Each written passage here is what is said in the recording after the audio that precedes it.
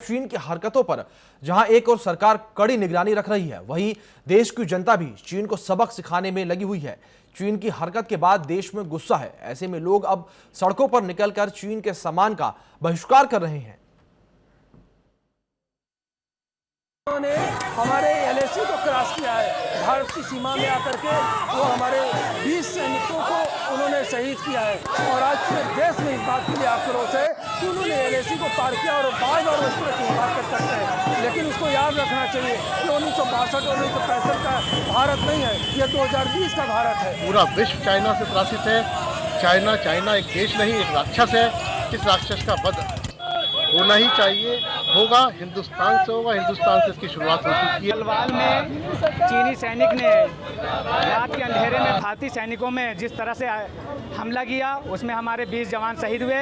आज हम चीन का पुतला फूंक कर भारत सरकार से ये मांग करते हैं कि अब चीन को दो टूक मुंहतोड़ जवाब देने का समय आ गया है, क्योंकि चीन लगातार अपने दोगलेपन की हरकत से भारत को कहीं ना कहीं दुविधा में डाल रहा। चाइना ने हिंदुस्तान के ऊपर सन 62 के बाद जो पहल करी, अभी हमारे साथ में जो हमारे सैनिकों को शहीद किया है, हम हिंदुस्तान से कहना चाहते हैं कि जिस तरह हमारे पड़ोसी मुल्क, इन गद्दार मुल्कों ने जिस तरह के हमारे सैनिकों के साथ जो शहादत हुई है, इन सैनिकों की शहादत बेकार नहीं जानी चाहिए। एक के बदले 100 का बदला लेना चाहिए। तो पूरे देश में चीन के इस घिनौनी हरकत के प्रति रोष है। चीन ने वो काम करा है जो 45 साल पहले किया था। हम भूल गए थे उन क्षणों को, लेकिन 45 साल बाद उसने फिर हमारी पीठ में छुरा भौंका है। चीन अगर अपनी हरकतों से बाज नहीं आया तो हम ब्राह्मण समाज आज से चीन के सारे प्रोडक्टों का बहिष्कार करते हैं। चीन सोचता है कि हम बहुत ताकतवर हैं, तो वो ये भूल जाए कि भारत से ही जो भी ताकतवर है वो भारत से ही हुआ है। वो एक मारेंगे तो हम 4 मारेंगे उनके।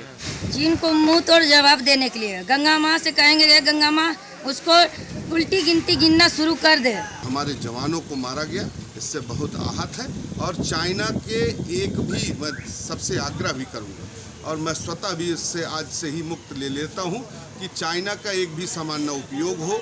चाइना के सभी सामानों का देश और प्रदेश के सभी वासी एकदम बंद करें, छूना बंद करें। हम लोग चाहते हैं कि जो हमारे सेना के जवान शहीद हुए हैं, उनका भारत सरकार बदला ले और चीनी सरकार ने जो दुशासन किया है, वो गलत कृत्य किया है। और मैं पूरे भारत देश के वासियों से निवेदन करना चाहता हूं कि चीन के सामान का बहिष्कृत करें। तो भारत के प्रधानमंत्री जो नरेंद्र दामोदर मोदी जी हैं, हमारी उनसे गुजारिश है कि ईंट का जवाब पत्थर से दिया जाए। युवाओं को खास तौर से जो है ये प्रेरणा मिले कि अगर हम पर कोई हमला करेगा, हम पर कोई देश टूटेगा, तो उसका ईंट का जवाब पत्थर से दिया जाएगा।